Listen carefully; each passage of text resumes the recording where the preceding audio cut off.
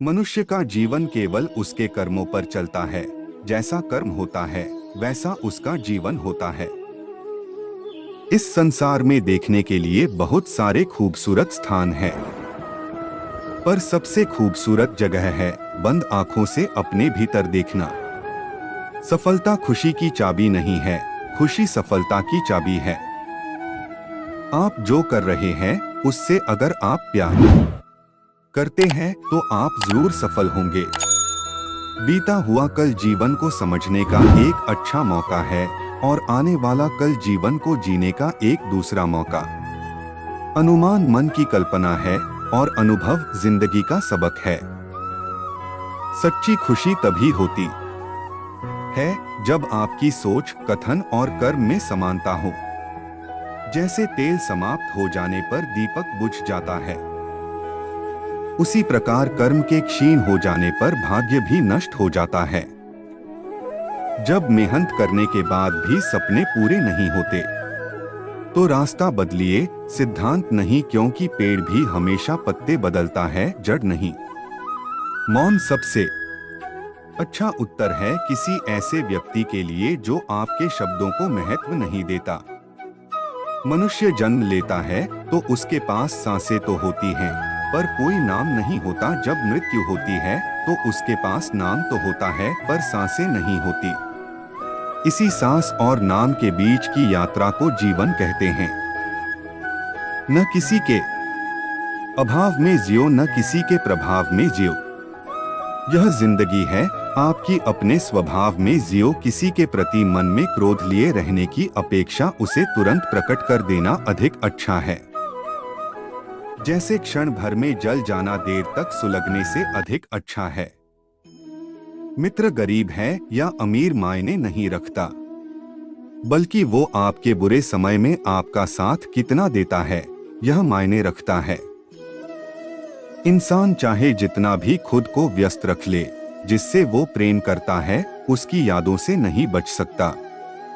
जब आप दूसरों के लिए अच्छा चाहते हैं तो वही अच्छी चीजें आपके जीवन में वापस आती है। यही प्रकृति का नियम है।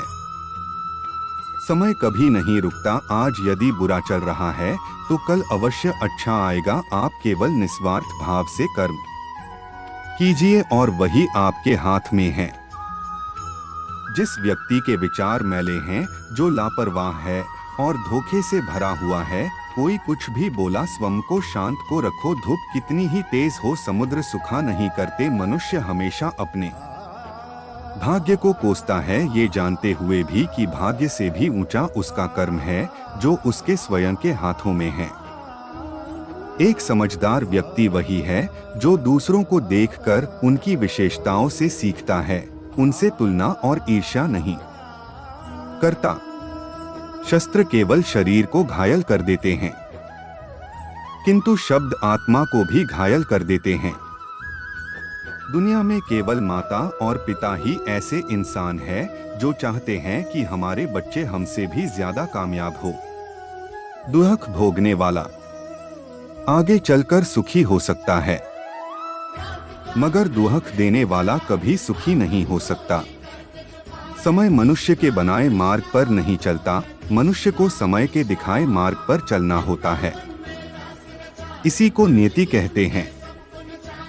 जीवन कठिन तब लगता है जब हम स्वयं में बदलाव करने के बजाय परिस्थितियों को बदलने का प्रयास करते हैं।